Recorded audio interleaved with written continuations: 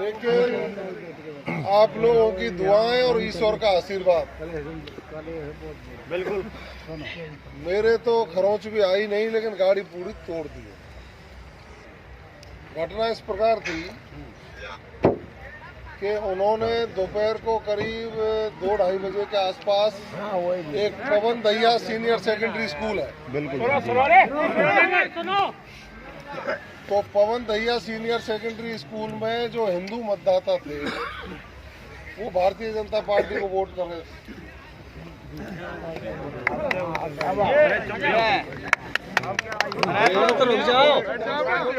उन मतदाताओं को रोकने के लिए उन्होंने हुड़दंग किया और विधायक के पिताजी या उनका भाई, वो पिताजी तो मुझे भी मिले थे, कोई बात नहीं, सुनो नहीं यार, सुनो तो। उन्होंने सीकरी कस्बे के व्यापारियों को धमकाया, धमका करके उन्होंने कहा वोट मत डालिए, वापस चले जाइए। जब उसकी सूचना मुझे मिली तो आप बताइए, जब मतदाताओं के साथ अन्याय होगा तो मुझे वहां जाना चाहिए कि नहीं जाना चाहिए? मैं उनके बीच में पहुंचा और पहुंच करके उनके परिजनों को मैंने कहा कि गुंडागिर्दी अच्छी बात नहीं है, ये सीकरी के व्यापारी अनाथ नहीं है या सीकरी के कस्बे के लोग अनाथ नहीं है, इनके साथ हम खड़े हैं, हजारों लोग खड़े हैं, इनके साथ अत्याचार करोगे तो उसका सीधा जवाब हम देंगे।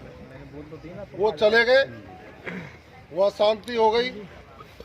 इतनी देर में मुझे खबर मिली कि महरायपुर में सैनी समाज के लोगों के ऊपर हमला कर दिया। उन सैनी समाज के लोगों को इतना बुरी तरह से पीटा,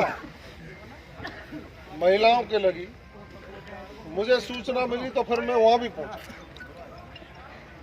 वहां पहुंच करके जब हम पहुंच गए तो फिर आप समझते ही हो, वो भाग गए और पुलिस आ गई और मैं करीब 1 घंटे वहां रुका।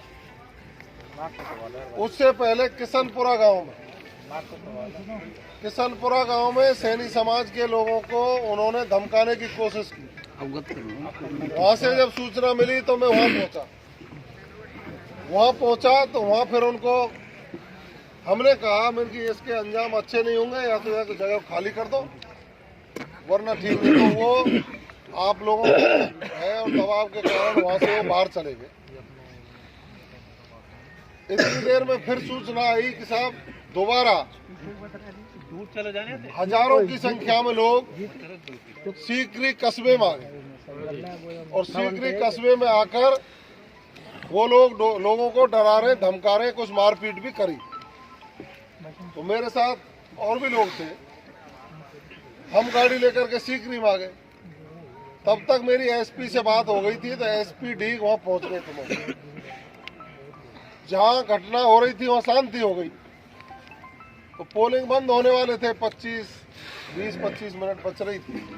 हमें पता लगा कि महात्मा गांधी स्कूल है एक, वहाँ 100-150 वोटर हमारे लाइन में लगे हुए हैं। तो स्वाभाविक है 100-150 वोटर दिन मुंदगे और लाइन में लगे हुए हैं और वो हमारे वोटर हैं। तो मैंने चल के उनका प्रणाम करके हम निकल चलेंगे, 6 बजे पोलिंग बंद हो जाएगा। तो हम जैसे ही गाड़ी खड़ी करके अंदर गए तो हमको अंदेशा नहीं था कि भाई यहाँ ऐसा कुछ होगा, लेकिन उन लोगों के कोई मकान है उस स्कूल के पास, मुसलमानों के। हाँ, अच्छा। तो 5-1 मिनट हुए होंगे, हम उनसे बात कर रहे थे तो 3 फायर हुए। 3 फायर हुए तो एकदम भगदड़ मची।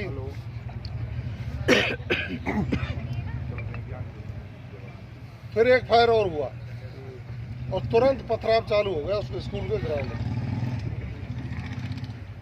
हमारी गाड़ी बाहर खड़ी थी, हमारी गाड़ी थी, वहाँ कॉलोनी के जो रहते हैं बेचारे उनकी भी गाड़ियाँ थी। सारी गाड़ियों को तोड़ दिया बुरी तरह से।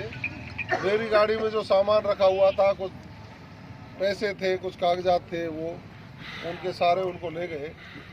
और पता लगा वो तो पुलिस आ गई, वरना उस पर पेट्रोल डाल के इसमें आग जलाने वाले थे। एक प्रत्यक्षदर्शी ने मुझे बताया। खैर एक तरह से चैलेंज है उनका, एक तरह से उनका चैलेंज है। जवाब देंगे ना। मुझे ये भी पता लगा है कि सीकरी कस्बे के व्यापारियों को धमकाने के साथ और नगर कस्बे के व्यापारी भी आज उन्होंने धमकाए हैं। क्या आप तैयार हैं यदि व्यापारियों को जवाहर मैडम जिंदाबाद, जवाहर मैडम जिंदाबाद, जवाहर मैडम जिंदाबाद, जवाहर मैडम जिंदाबाद, धर्म गुरुदेव नारायण भगवान की जय, बोल गिरिराज महाराज की जय।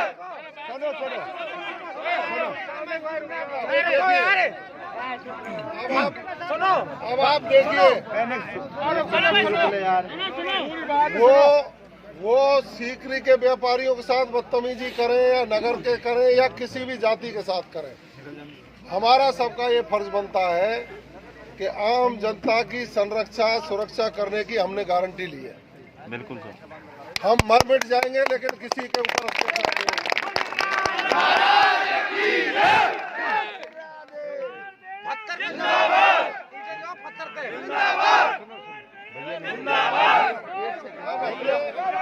सुनो सुनो सुनो अब हमने रात होने के कारण रात में कोई घटना अनहोनी नहीं हो, व्यवस्थाएं नहीं बिगड़े, इसलिए रात होने के कारण अभी हमने निर्णय ये लिया है कि हम कल प्रमुख लोग कुछ बात करेंगे बैठ। प्रशासन से बात हुई है, एसपी ने, एडिशनल एसपी ने, कलेक्टर का फोन आया, सबने कहा कि हम कार्रवाई करेंगे।